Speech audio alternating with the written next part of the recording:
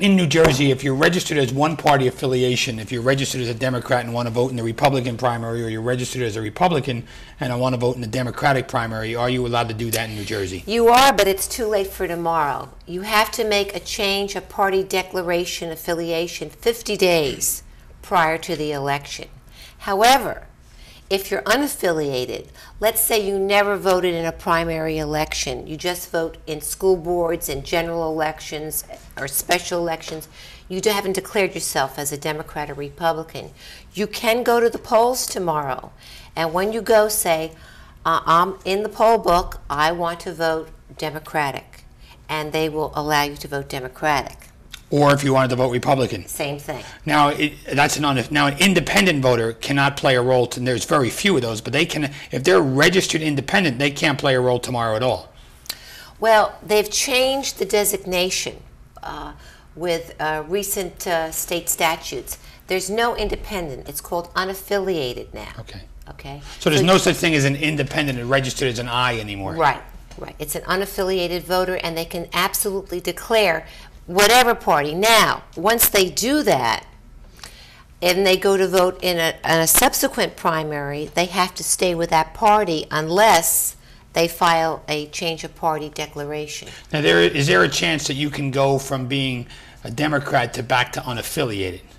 Yes, you can. You can do that? Yes, you can.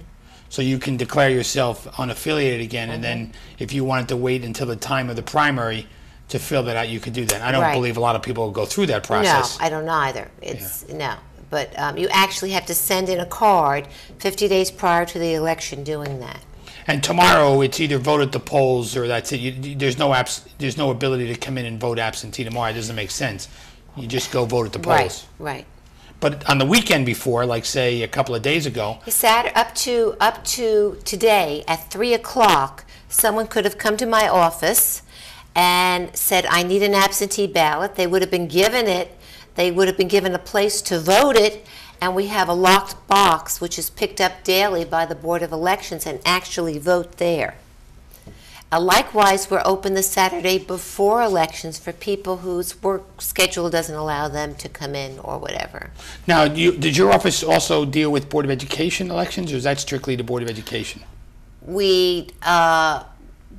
The Board of Elections is handled by the municipality in general. However, we do the ballots, and we work with the municipal clerk in doing that, yes. And do you absentee ballot, same process for a Board of Education race? Yes. It's the same process going through you, but then anybody can vote in a Board of Education race, regardless of party. Anyone who's registered to vote. They're registered to vote, right, correct.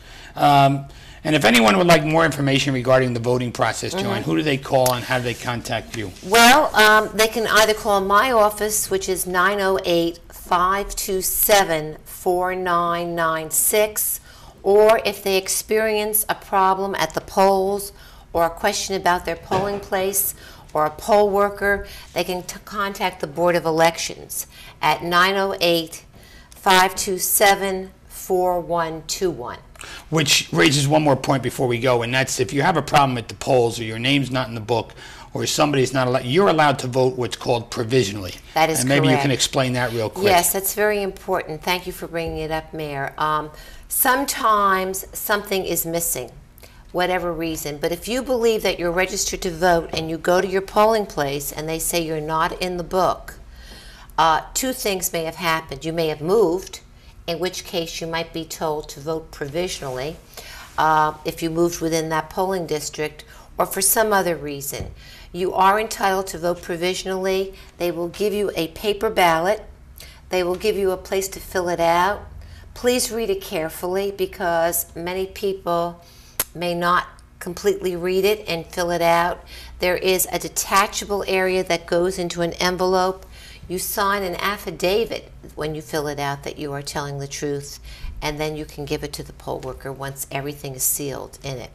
Joanne, I want to thank you for taking the time. I know tomorrow is going to be a busy day for you. It is. And I appreciate you coming out here to explain to some of our voters exactly what to expect, and hopefully we'll do this again in more time to talk about how people can fill out absentees and everything. My pleasure. Thank you for your time.